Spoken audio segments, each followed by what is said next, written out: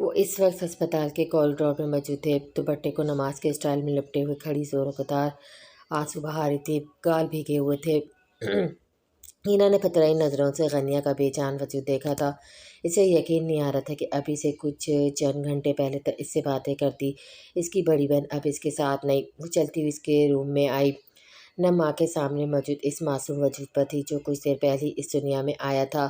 اس نے باہر دیکھا جہاں آئی سی یو کے شیشے سے سر لگائے زیدان تخلق کھڑا تھا۔ اس وقت وہ شخص اسے بہت ہارا ہوا لگا۔ سب کچھ کھو جانے کا خوف اس کے چہرے پر بآسانی پڑ سکتی تھی۔ وہ ننھے فرشتے کے پاس بیٹھی اپنی آپی اپنی مسیحا اپنی دوست کو یوں اچانک چلے جانے سے ٹوٹ پھوٹ کا شکار ہو چکی تھی۔ پہلے اس کے بابا اسے چھوڑ کر چلے گئے، پھر اس کی آپی، کیا میرا کوئی اس دنیا میں نہیں؟ وہ خود ہی سے مخاطب ہوئے بولی۔ ننھے فرشتے کے رونے کی آواز اس کے کانوں میں سنائی دی تو اس کا دھیان غنیہ سے ہٹ کر اس پہ پڑا جو شاید اس کی توجہ کا منتظر تھا۔ وہ جھک کر اسے اٹھائے اپنے سینے سے لگائے بری طرح رو دی جیسے اپنا غم اس سے بانٹ رہی ہو۔ زیدان کے پاس فرزام، یارق اور جماعت تخلق آئے۔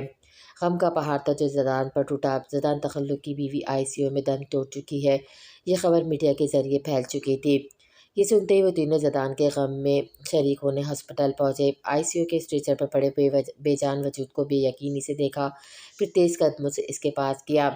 غنیہ اٹھو، دیکھو ہمارے گھر ایک نیا ننھا فرشتہ آیا ہے، مجھے تمہاری ضرورت ہے اور اسے بھی۔ وہ موجود اعصاب کا مارے شخص اس وقت بالکل مکمل طور پر ٹوٹ چکا تھا۔ اس نے بے یقینی سے بستر پہ سکون سے لیٹے اس معصوم کو دیکھا جو یہ بھی نہیں جانتا تھا کہ اس کے سر سے ممتا کا سایہ اس کی دنیا میں آتے ہی چھن چکا تھا۔ فرزام نے آ کر زیدان کے شانے پہ ہاتھ رکھ کر اسے تسلی دی۔ شہباز تخلق کی کل سے ہی طبیعت ناساز تھی، انہیں مائنر سا ہارٹ اٹیک آیا تھا، اس سے انہیں کسی نے نہیں بتایا۔ ڈاکٹرز نے انہیں کسی بھی قسم کی پریشانی سے دور رکھنے کا مشورہ دیا تھا۔ سب نے اس برے وقت میں زیدان کا ساتھ دیا اور تدفین کے معاملات اچھے سے نپٹا دیے۔ کمرے میں اندھیرا چھایا ہوا تھا، صرف کھڑکی سے روشنی چھن کے اندر آ رہی تھی۔ راکنگ چیئر پر بیٹھا جھولتا ہوا ہاتھ میں سگریٹ پکڑے وہ گہرا گش لیتا دھواں فضا میں تحلیل کر رہا تھا جس سے کمرے میں گھٹن بڑھ رہی تھی۔ غنیہ کے انتقال کو 3 دن ہو گئے تھے اور اس وقت وہ اپنے کمرے میں تھا، اس کا سر درد سے پھٹ رہا تھا۔ آپ چلی گئیں غنیہ، یادیں چھوڑ گئی ہیں، قدم قدم پر آپ کی یادیں ہیں، آپ کی یادیں کسی سو مجھے چین نہیں لینے دیتی۔ چہرے پہ کرب کے آثار نمایاں تھا، ذہن بار بار ماضی میں بھٹک رہا تھا۔ کتنے حسین پل بتائے تھے اس نے غنیہ کی سنگت میں۔ غنیہ، اتنی جلدی ساتھ چھوڑ دیا آپ نے؟ وہ ایک بار پھر سسکا تھا۔ آنکھوں کے سامنے کچھ روز پہلے کا منظر لہرایا تھا۔ زیدان کتنی دفعہ کہا مت کیا کریں اسموکنگ، کتنی بار کہوں مجھے آپ کا یہ سگریٹ پینا پسند نہیں۔ اس کی غصے بھری آواز اس کے کانوں سے ٹکرائی تھی۔ کتنا ترس کیا تھا وہ اس کی آواز سننے کے لیے۔ آ جاؤ بچے، ایک بار آ جاؤ، ایک بار یہ سگریٹ چھین کے پھینک دو، حق سے روکو مجھے، بس ایک بار آ جاؤ، پھر کبھی نہیں پیوں گا۔ دیکھو تمہارے بغیر کیا حالت ہو گئی ہے، میری اس گھر میں ویرانیوں نے ڈیرے ڈال دیے ہیں۔ ایک بار لوٹ آؤ، پھر کبھی نہیں پیوں گا، پلیز خدا کے لیے آ جاؤ، آج آخری بار تھا یہ۔ کمرے میں دھواں بھرا تھا اور دھوئیں کی وجہ گلاس وال کے سامنے کھڑا سیاہ شلوار قمیض میں اپنے عام حلے میں وہ ماحول پر چھایا ہوا تھا۔ لبوں میں دبا سگریٹ، گہری بھوری آنکھوں میں سوچ کر نمودار ہوتی پرچھائیاں، پیشانی پر بکھرے بال، ایک ہاتھ گلاس وال پر لگائے ٹکائے کسی گہری سوچ میں گم تھا۔ آنکھوں میں موجود ڈورے 3 راتوں کی بے خوابی کے گواہ تھے۔ آنکھوں کے پردوں پر سراپا روشن ہوا جس کی سیاہ آنکھیں اس کے لیے زندگی کی حیثیت رکھتی تھی۔ اسی بے چینی میں اس نے جلتا سگریٹ مٹھی میں دبوچ لیا۔ اس درد کے آگے یہ جلن کا احساس تو کچھ بھی نہ تھا۔ اس نے مٹھی کھول کر بجھا سگریٹ نیچے پھینکا۔ اب کبھی نہیں پیوں گا، باخدائے لوٹ آؤ، وہ مدھم آواز میں بولا مگر لہجے میں بلا کی جنون خزیہ تھی۔ وہ کافی دیر سے حنان کو چپ کروانے کی کوشش کر رہی تھی پر وہ مزید رونے لگ گیا۔ رو رو کے اس کا چہرہ سرخ ہو گیا تھا۔ بالآخر تھک کر وہ اسے لے کر سرونٹ کوارٹر کی طرف گئی جہاں نسیم ملازمہ تھی۔ غنیہ کو بچے کے بارے میں اس سے معلومات لیتے کئی بار اس نے دیکھا تھا۔ ہلکی سی دستک سے ہی دروازہ کھل گیا تھا اور وہ اندر داخل ہوئی تو سامنے بستر پہ بیٹھی شاید قرآن پاک کی تلاوت کر رہی تھی۔ حنان کے رونے کی آواز سن کر وہ ہینا کی طرف متوجہ ہوئی۔ ہینا نے خود ہی اپنی پسند سے اس کا نام حنان رکھ لیا تھا۔ کیا ہوا حنان کو؟ ہینا جی یہ اس طرح رو کیوں رہا ہے؟ इसने फ़ौरन ही हिना की गोद से लिया था, मगर वो किसी तरह चुप नहीं हो रहा था। पता नहीं नसीम बाजी कब से रो रहा है, मुझे कुछ समझ नहीं आ रही, क्या करूँ? वो भौंकलाहट में रोने लगी। अरे अरे, आप क्यों रो रही हैं? ये रो रहा है ना, पता नहीं इसे क्यों इसे कोई दर्द ना हो। मैं क्या करूँ, प्लीज़ इसे देखें ना क्या हुआ है। मैं इसे कुछ भी नहीं होने दूँगी, वरना गनिया आपी को क्या मुँह दिखाऊँगी कि मैं इसका ख़्याल भी ना रख सकी। वो ना माँ को अगल-उगल लहजे में बोली, अभी तो आप खुद छोटी-सी है, आपको कैसे आएगा बच्चों को सँभालना? मगर आप रोएँ मत, देखना कितनी जल्दी आप सब सीख जाएँगी। नसीम ने इसे तसल्ली आमेज़ अंदाज़ में कहा। इसे दूध पिया, कहीं भूख से तो नहीं रो रहा? जी, अभी 10 मिनट पहले ही पिया था। क्या इसके पेट में ना दर्द हो रही हो? बाज़ारी दूध से अक्सर बच्चों के पेट में गैस हो जाती है। फिर इसके लिए क्या करूँ मैं? वो परेशानी से बोली। आप साहब जी से कहकर इसे डॉक्टर के पास ले जाएँ। नहीं, वो घबरा कर बोली, आप प्लीज़ कुछ और बताएँ ना। वो सोचने के अंदाज़ में बोली, आप इसे सौंफ वाला पानी बनाकर पिलाएँ, ये ठीक हो जाएगा। आप इसे मुझे दें। इसने रोते हुए हनान को वापस अपनी गोद में लिया। आप प्लीज़ बना दें, मैं इसे चुप कराने की कोशिश करती हूँ। वो उसका नरम-नरम रुई जैसा सुर्ख व सफ़ेद गाल चूमकर इसे पिचकारने लगी। मेरा प्यारा बेटा, क्या हुआ? ना रोए ना, वरना मम्मा भी रो देंगी। बेख्तियारी में इसके मुँह से अल्फ़ाज़ निकले। इसके रोने पर वो खुद भी बर्दाश्त न करते हुए इसके साथ बराबर का रोने लगी। नसीम ने सौंफ वाला पानी ठंडा करके 3-4 कतरे इसके मुँह में डाले, मगर 10 मिनट गुज़रने के बाद भी वो गला फाड़कर और भी ज़ोर से रोने लगा। नसीम बाजी तो अभी अभी भी चुप नहीं कर रहा। इसे कंधे से लगाए तिपकते हुए हथदर्जा परेशानी से बोली, और क्या हो सकता है? इसका पैम्पर चेंज किया था? वो तो दोपहर को किया था। हिना याद आने पर बोली, बस ये इसी वजह से रो रहा है। हिना ने जल्दी से इसे बिस्तर पर लिटाकर इसका पैम्पर उतारा। ओह! इसे तो नेपी रैशेज़ हो गए हैं। इसकी स्किन शायद नाज़ुक है।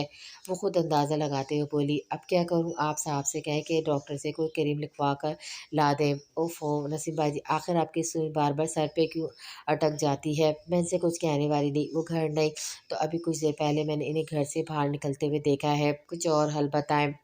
मैंने सुना है किसी से अगर किसी बच्चे को ऐसा हो जाए तो इसे कॉर्नफ्लोर लगाते हैं, फिर देखना कुछ ही देर में ठीक हो जाता है। चाय फिर जल्दी से लेकर आए, मैं इसका दूसरा पैम्पर निकाल लेती हूँ। उसे फिर से कम्फर्ट में लिपटे अपनी गोद में उठाकर अपने कमरे की तरफ भागी। ज़िदान का कमरा ऊपरी मंजिल पर था, जबकि हिना का नीचे ही था। कुछ देर में नसीम इसके कमरे में कॉर्नफ्लोर लेकर पहुँच गए। चेंज करने के बाद हिना ने जल्दी से इसका दूसरा फीडर बनाया, खुद बिस्तर पर बैठकर इसे गोद में लिया और दूध पिलाने लगी। दूध पीते हुए आहिस्ता-आहिस्ता इसकी आँखें बंद होने लगी, जैसे इसे कुछ सुकून मिला हो। जैसे ही हनान पुरसुकून हुआ, इसकी जान में जान आई। बहुत शुक्रिया नसीम बाजी, आपने मेरी मदद की। इसने मशकूर नज़रों से इसे देखते हुए कहा। इसमें शुक्रिया किस बात का? आप भी तो बिना किसी गर्ज़ के इस मासूम से फरिश्ते को सँभाल रही हैं।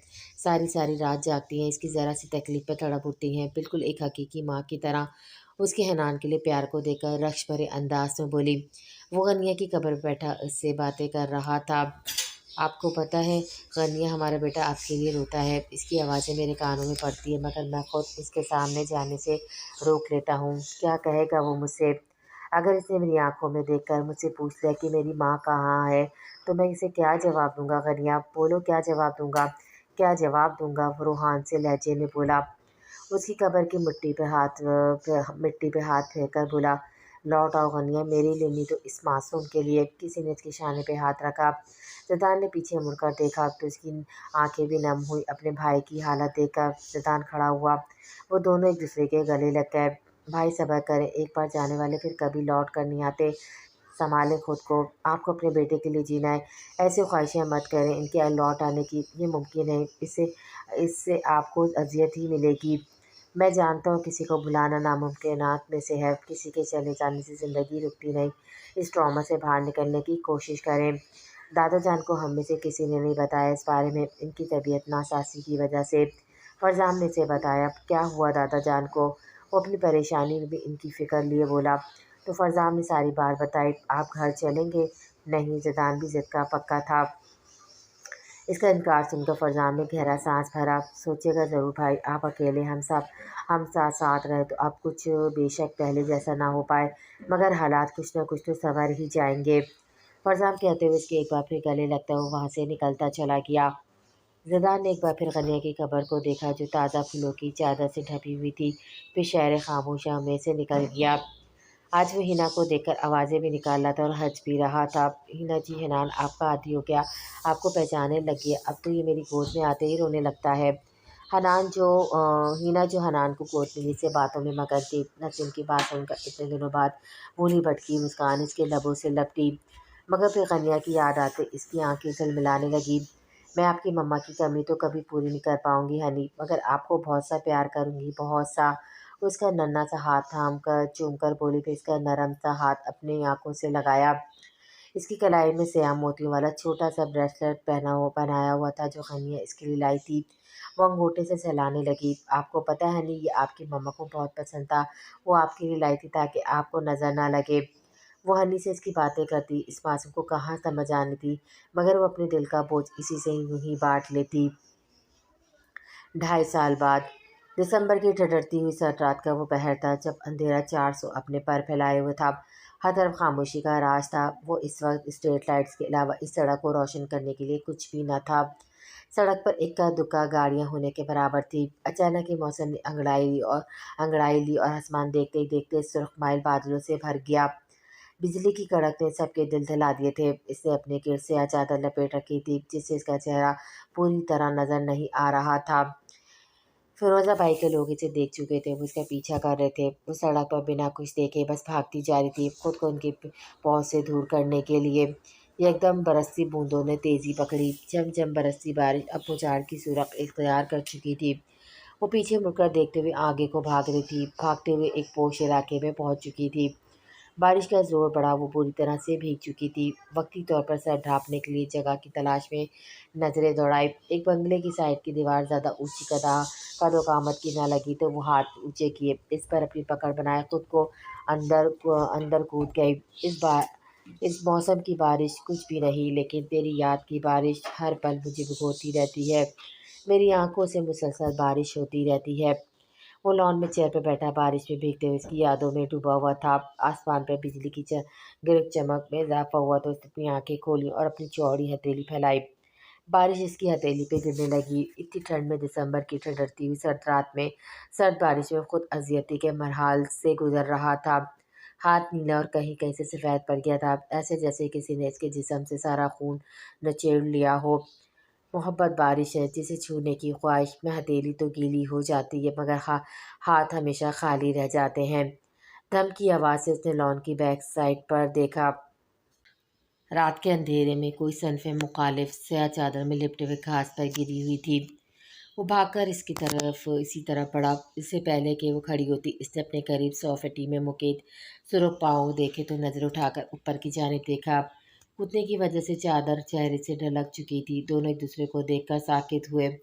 کیا دعائیں یوں بھی پوری ہو جاتی ہیں؟ بارش میں بھیگتے ہوئے یارق نے جب اسے اپنے سامنے 2.5 سالوں بعد اتنے قریب سے دیکھا، دل لبوں سے اس کا نام بلا اختیار پھسلا۔ یارق نے ہاتھ بڑھایا تو دل نے اس کے ہاتھ پر اپنا ہاتھ رکھ کر سہارا لے کر کھڑی ہو گئی۔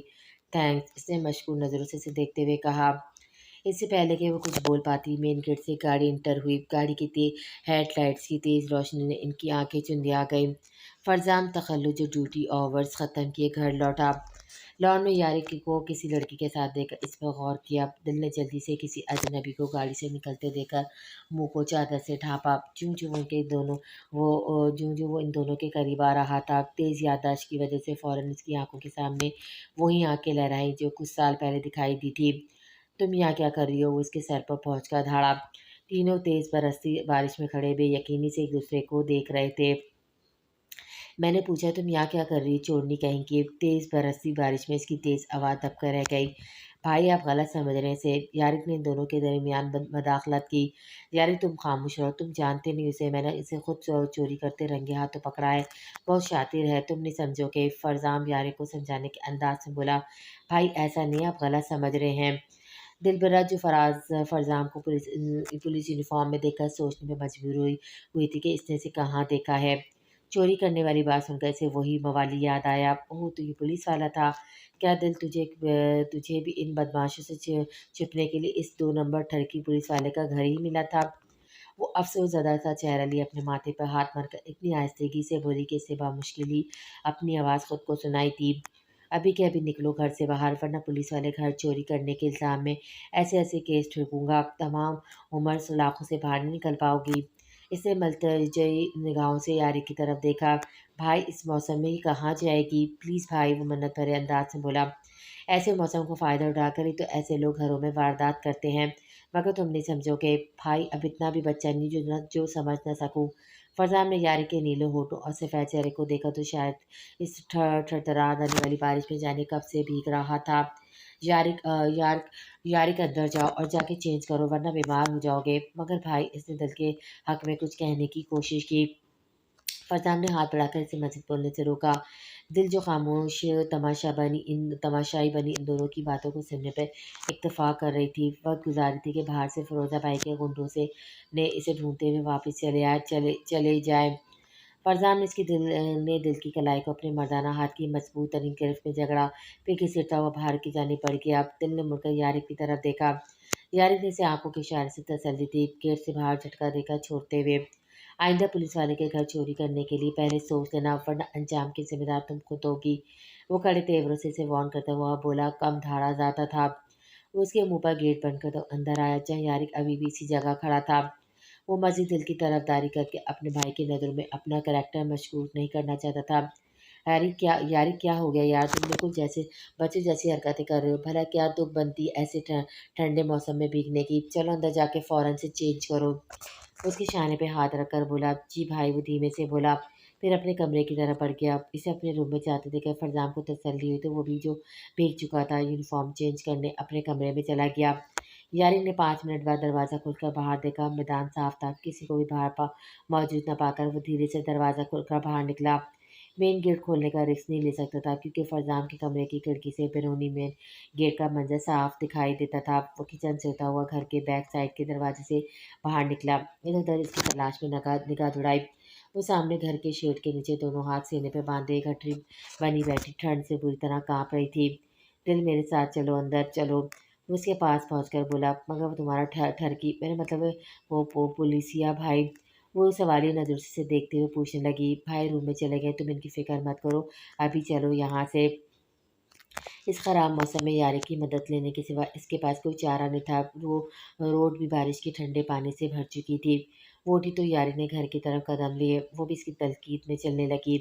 بالآخر یارک اسے اپنے روم میں لانے میں کامیاب ہوا۔ یہ لو ٹاول ٹرائی کرو۔ یارک نے دھول کر ہی اس کی طرف ٹاول پھینکا، پھر کبرڈ سے اپنے کپڑے لیے واش روم کی طرف بڑھ گیا۔ جاتے جاتے انورٹر کو ہیٹ موڈ پر آن کرنا نہ بھولا۔ کچھ دیر بعد گرم پانی سے شاور لیے چینج کر کے باہر آیا تو خود کو بہتر محسوس کر رہا تھا۔ اس کی نظر دل پہ پڑی جو نیچے قالین پہ سکڑی سمیٹی بیٹھی ہوئی تھی، صوفے کی ٹیک لگائے شاید تھکاوٹ کی وجہ سے سو چکی تھی۔ کمرے میں ہیٹر کی ہلکی پھلکی گرمائی سے شاید سکون ملتے ہوئے اتنی جلدی سو گئی تھی۔ یاری نے کمفر اٹھا کر اس پہ ڈالا، پھر بستر پہ جا کر لیٹ گیا۔ چہرہ دل کی طرف کیا ہوا تھا۔ آج اس کی خوشی کی کوئی انتہا نہیں تھی۔ جسے کب سے چاہ آج وہ اس کے سامنے تھی، اتنی قریب کے ہاتھ بڑھا کر اسے چھو سکتا تھا، مگر کسی بھی مضبوط رشتے کے بغیر نہیں۔ میں صبح ہی دادا جان سے ہمارے بارے میں بات کروں گا۔ وہ دل میں عہد کے اس کے دلکش نقوش کو نظروں میں قید کیے جانے کب نیند کی وادیوں میں تر گیا، اسے خود بھی خبر نہ ہوئی۔ فجر کی اذان نے اس کے کانوں میں رس کھولا تو وہ نیند سے بیدار ہوا۔ نظر سامنے پڑی جہاں وہ ابھی تک اسی حالت میں سوئی ہوئی تھی، بنا کمفرٹ کے۔ سردی محسوس ہونے پر اور اذان کی آواز سن کر اس کی آنکھ کھلی۔ وہ بستر سے پاؤں نیچے رکھے اٹھا، اس کے قریب آیا۔ دل اٹھو، اسے تھوڑا دور کھڑے ہوئے آواز دے کر اٹھانے لگا۔ دل اٹھو، پھر سے کوشش کی، وہ دوسری آواز پہ ہڑبڑا کر اٹھ بیٹھی۔ وہ اپنی چادر سر پر ٹھیک کرتی کھڑی اور خود پر لیا ہوا کمفرٹ ایک طرف رکھا۔ سوری تمہاری نیند خراب تھی، وہ معذرت خواہ انداز میں بولا۔ دراصل اب فجر کی نماز ادا کرنے کے لیے اٹھنے والے ہیں، چاچی روز سب کو اس وقت جگانے آتی ہے، انہوں نے اگر تمہیں یہاں دیکھ لیا تو کیا کروں، وہ سوچنے کے انداز سے بولا۔ تمہیں کوئی ضرورت نہیں اب مزید کچھ بھی کرنے کی، تم نے میری آگے ہی اتنی مدد کی ہے، میں تمہارا احسان زندگی بھر نہیں بھولوں گی، وہ ممنون لہجے میں بولی۔ ویسے ایک بات کہو، تم نے یہ عجیب و غریب قسم کی لینگویج کہاں سے سیکھی؟ وہ مسکرا کر اس کی رات والی باتیں، فرزام کے بارے میں لفظ پلسیا اور ٹھرکی یاد کر کر پوچھنے لگا۔ زندگی بہت کچھ سکھا دیتی ہے، ایک اکیلی عورت کا اس ظالم معاشرے میں سروائیو کرنا تم کیا جانو، لہجے میں سرد پن آواز میں چبھن تھی۔ دل میں نے بہت سوچا، بس آج ہی دادا جان سے بات کروں گا ہماری شادی کی۔ फरजाम यारिक की रात वाली हालत को लेकर फिक्रमंद था, कहीं इसे खुदा न खास्ता बुखार ना हो गया हो। वो एक लम्हा भी चैन से न गुजार पाया, इसलिए इसका हाल पूछने और नमाज के लिए उठने की वजह से इसे कमरे की तरफ आ रहा था। यारिक के कमरे में से आती बातों की आवाज़ सुनकर दरवाजे के बाहर रुका। क्यों, क्या हुआ? एक तवाई ज़ादी से शादी, इतना हौसला कहाँ से लाए? वो तंज़ी अंदाज से बोली, मगर यारिक की तरफ देखकर थोड़ा नर्म हुई। जो इश्तियाक भरी निगाहें इस पर जमाए हुए बोला, तुम कभी भी एक तवाई से शादी करके खुश नहीं रहोगे, घर में भी जलील हो जाओगे और ज़माने में भी रुसवा। तवाइफ कभी इज्जत की ज़िंदगी नहीं गुजार सकती। निगर बेगम जो यारिक को उठाए सीढ़ियाँ उतरते हुए नीचे आ रही थी, इनके कदमों की चाप सुनकर फरजान पीछे हुआ और रादरी के दूसरी तरफ छुप गया। देखो यारिक, मैंने तुमसे पहले भी कहा था, मैं तुमसे शादी नहीं। यारिक शायद दरवाजे को लॉक करना भूल चुका था। इससे पहले कि वो बात मुकम्मल करती, निकट बेगम दरवाज़ा खोलकर अंदर दाखिल हुई और अंदर का मंजर देखकर आंखों की पुतलियां वहीं साकत हो गई। इनकी निगाह यारिक को एक अजनबी लड़की के साथ देखकर फटी की फटी रह गई। यारिक दिल से बात करने में इतना मोह हो चुका था कि इसे उठाने का मकसद तो सिरे से भूल चुका था। वो दोनों भी निगर बेगम को सामने देखकर शॉक्ड हुए। अब घर में जो तूफान बर्पा होने वाला था, इसका अंजाम क्या होने वाला था, इससे हर कोई बेखबर था। वो बिना कुछ बोले जिस तेजी से रूम में आई थी, इसी तेजी से कमरे से बाहर निकली। निगर बेगम सबसे पहले जमात और पेशेबार तकल्लुफ़ को उठा चुकी थी कि वजू किए नमाज पढ़ने के लिए मस्जिद जाने के लिए कमरों से बाहर निकले। अब्बा जान, वो लड़की, वो फूली हुई सांसों से बोली। कौन लड़की? शहबाज तखल्लु ने अचकते से इसे पूछा। अब चपकने का कोई फायदा नहीं, यारिक दिल के साथ कमरे से बाहर लॉन्च में आया। फरजान भी तकरीबन इनके साथ ही वहाँ पहुंचा। शहबाज तखल्लु की जब वाकई नज़र अनजान लड़की पर पड़ी तो बहुत चौंका कर रह गए। ए लड़की, कौन हो तुम और यहाँ क्या कर रही हो? वो आलम तैश में आकर बोले, मैं बस जा ही रही थी। वो उनकी बुलंद आवाज़ और रोवा जला से खाइफ धीमी आवाज़ में बोली। ये लड़की यारक के कमरे में थी। निगहत बेगम ने इसका बीच चौराहे में फांदा फोड़ा। यारक, शहबाज तखल्लु की जानदार किस्म की आवाज़ से दर दीवार भी कांप उठे। हमेशा की तरह बोल्ड दिलबरा भी इनकी आवाज़ से सहम कर रह गई थी। यारिक जो अपने अपने और दिल के बारे में इनसे बात करना चाहता था, इस किस्म की सिचुएशन के लिए बिल्कुल भी तैयार नहीं था। कैसे सफाई दे और क्या बताए जो दिल के बारे में अभी वो इसी कश्मकश में था।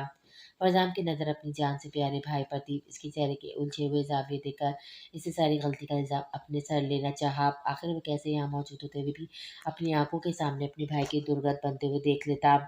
दादाजान, ये लड़की यारिक की नहीं, मेरे कमरे में थी। यारिक और दिल दोनों बेवक्त नजर उठाकर फरजान की तरफ देखा। ये झूठ बोल रहा है, निगर बेगम ने शबात तखल्लु से कहा। तुम खामोश रहो। जमात तखल्लु ने अपनी नस्ब बेहतर को घूरा। ये लड़की, सच सच बताओ, तुम किसके साथ थी? शहबाज तखल्लु ने सख्त आवाज में पूछा। वो तो बुरी तरह फंसी थी। पहले यारिक की तरफ देखा, जिसके चेहरे के रंग फीके पड़ चुके थे। नहीं, मैं सच नहीं बताऊंगी। यारिक ने मेरी मदद की, मुझे सहारा दिया। मैं इसकी नेकी का सिला इसे बेइज्जत करवा कर नहीं दूंगी। फिर से फरजाम की तरफ देखा, जो सपाट अंदाज में से देख रहा था। इस दिन का भी और आज बाहर निकालने का बदला लेने का ये अच्छा मौका है। अच्छा है ना, इस ठरकी पुलिस वाले की भी दुर्गत बने। इसकी सी आंखों में सोचते वो चमक उभरी। मुतज़्ज़म, इस ठरकी में मतलब ये पुलिस वाला मुझे यहाँ ज़बरदस्ती लाया था और मेरे साथ। फरजान ने दांत पीसकर जख्मी निगाहों से इसकी मकारी को देखा, जिसे बेइज्जत करवाने के लिए लहजे में मासूमियत ले रोने के अंदाज में सर झुकाए बोली। शबा तखल्लु चलकर इसके पास आया और उसके सर पर हाथ रखा। रो मत बच्ची, तो हम किसी के साथ भी ज्यादती होते नहीं दे सकते। तुम्हें भी इंसाफ मिलेगा और तुम्हारे साथ जबरदस्ती करने वाले को इसकी सजा। वो अटल लहजे में बोले। सब धड़कते हुए दिल और बेयकीनी से शहबाज तखल्लु के अगले अमल पर नजर जमाए हुए थे। माहौल में गहरा सन्नाटा छा गया। जाओ समाज साथ वाले मौलाना इकबाल साहब को बुला कर लाओ। अभी के अभी इस बच्ची का निकाह होगा। वो भरी आवाज में धाड़े। फरजान ने कहर बरसाती नजरों से इसे देखा। यारी ने का दिल उबर कर उभरा कि आखिर दादाजान क्या फैसला करने वाले हैं। मैं ये शादी नहीं करूंगी। वो शहबाज तखल्लु के इस फैसले पे हरासा हुई तो उनके फैसले की नफी करने लगी। मुझे किसी से शादी नहीं करनी, वो चिल्लाई। खामोश लड़की, तुम्हें इज्जत दे रहे हो जो तुम्हें राज नहीं आ रही। तखल्लु खानदान की बहू बनोगी और क्या चाहिए। और हमें तुमसे इस सब की कतई उम्मीद न थी। और फरजाम की तरफ शिकवा गना निगाहों से देखकर बोले, घर में तुम्हारी एक बहन भी, अगर इसके साथ खुदा न खास्ता कोई इस तरह करता तो। वो सीढ़ियों से उतरती हुई नूर की तरफ देखकर बोले, जो शायद फजर की नमाज अदा करने के लिए बात नीचे उतर रही थी। दिल को यूं सबके बीचों बीच खड़े हो हुए सबकी मरकज निगाह बने देखा तो अपने सहमे हुए दिल पर हाथ रखा। یا اللہ میرے ساتھ کچھ برا مت کرنا ورنہ میں زندہ نہیں رہ پاؤں گی۔ وہ دل ہی دل میں دعا مانگتی ہوئی اتر رہی تھی۔ دادا جان مجھے آپ سے کچھ کہنا ہے، بیچارے نے بالآخر ہمت کیے وہ بولا۔ دروازے سے جماعت تخلصات والے مولانا اقبال صاحب کو اپنے ساتھ اندر آ رہے تھے۔ انہیں ہاتھ میں رجسٹر پکڑے اندر آتے دیکھا تو سب کے دل کی دھڑکنیں منتشر ہوئیں۔ روز کی طرح آج بھی سورج اپنے وقت پر طلوع ہوتے اپنی روشنی بکھیر چکا تھا، مگر اس گھر میں رہنے والے مکینوں کا تو جیسے روشنی سے کوئی واسطہ ہی نہیں تھا۔ خوابوں میں ڈوبا ہوا گھر آج بھی بنجر اور ویران دکھائی دیتا تھا، بس کبھی حنان کی کلکلاریاں یا میٹھی میٹھی باتیں اس ویران گھر میں جان ڈال دیتی، اور جب وہ سوتا تو یوں لگتا یہ گھر نے کھنڈر ہے، جہاں کسی زیر کے نشان بھی نہیں تھے۔ ضرور تو نہیں کہ غموں کے بادل ہمیشہ ہی ہماری زندگی پہ قائم رہے، یا غم کے بادل کب چھٹیں گے اس کھنڈر نما گھر سے، یہ کون جانتا تھا۔ غموں کے بادل ان خوشیوں پہ حاوی نہیں ہو پاتے اور وہ ہماری زندگی سے کہیں غائب ہو جاتے۔ اگر ہم خدا پہ یقین رکھیں اور صبر سے کام لیں تو شاید ہماری زندگی بھی سہل ہو جائے۔ وہ کمرے کے ملحقہ ٹیرس میں کھڑے پہاڑ روڈ پر آتی جاتی گاڑیوں کو دیکھ رہی تھی۔ شہر کی سڑک رواں دواں تھی، پرسوش نگاہیں اسی منظر پر جمی تھی۔ مما بیڈ پہ بیٹھا حنان اپنے آگے رکھے ہوئے بلا کس سے کچھ بنانے میں مہو تھا، اپنی ماں کو نہ پا کر زوروں کو تار رونے لگا تھا۔ مما کی جان، مما کے پیارے بیٹے، کیا ہوا؟ مما ادھر ہی تھی۔ وہ بھاگ کر اندر آئی اور اس کے پاس بیڈ پہ بیٹھتے ہوئے اسے اپنی گود میں لے تھپکنے لگی تو اس کے رونے میں کمی آئی۔ مما پاس آنا، وہ اپسی گردے میں منہ دیتا لاڈ سے بولا۔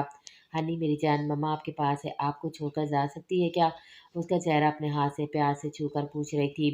ہنا نے نفی میں سر ہلایا۔ ہنا نے اسے خود میں بیچ لیا۔ مما پارک اسے اپنی ماں کو پیار لوٹاتے دیکھ کر فرمائش کرتی، میرے پرنس کو پارک جانا ہے؟ وہ اس کی تھوڑی کو چھو کر پوچھ رہی تھی۔ حنا نے اپنی موتیوں جیسے دودھ کے دانتوں کی نمائش کرتے ہوئے اس بات میں سر ہلایا۔ ہنی مما سے پیار اتنا زیادہ، وہ اپنی طوطی زبان میں دونوں چھوٹی چھوٹی سی بائیں پھیلائے اور بولا۔ مما بھی اپنی ہنی سے سب سے زیادہ بہت زیادہ پیار کرتی ہیں۔ وہ سگاگ چپ کر اسے اٹھاتے ہوئے بولی، یہ کیا بنایا میری ہنی نے؟ وہ بلا کس کا کچھ عجیب و غریب سا نقشہ بنا دیکھ کر پوچھ رہی تھی۔ ہنی مما بابا گھر، وہ اسے سمجھانے لگا۔ مما بابا، وہ اس سے زدان کے بارے میں پوچھ رہا تھا۔ آج آپ لیٹ اٹھے تھے نا، آپ کے بابا وہ آفس چلے گئے۔ اچھا چلو جلدی سے شوز پہنو، پارک چلیں۔ وہ اسے شوز پہناتے ہوئے باہر نکلی۔ نسیم باجی، ہم قریبی سوسائٹی کے پارک میں جا رہے ہیں، ابھی تھوڑی دیر میں آ جائیں گے، آپ پلیز ہمارے ساتھ چلیں۔ وہ ہنی کا ہاتھ پکڑ کر سر پر دوپٹہ اڑے باہر نکل گئے۔ نسیم بھی ان کے ساتھ ساتھ تھی۔ زدان تقلع نے صبح کا نکلا رات کے گھر آتا تھا۔ اس عرصے میں سیاست میں بری طرح قدم جما چکا تھا۔ حکومت سے اپنے علاقے کے لیے فنڈز اپروول کروا کر کافی تعمیراتی کام کروائے تھے۔ سارا دن غریب عوام کی خدمت میں سرگرم علم رہتا۔ اس نے اپنے بابا کے حصے میں ملی رقم سے لیدر انڈسٹری خرید لی تھی، جہاں امپورٹ ایکسپورٹ کا کام ہوتا تھا۔ باقی کا وقت وہ وہاں کا کام دیکھنے میں گزارتا۔ صرف سنڈے کو ہی کچھ وقت حنان کے ساتھ گزار پاتا۔ وہ اپنے آپ کو پوری طرح مصروف کر چکا تھا۔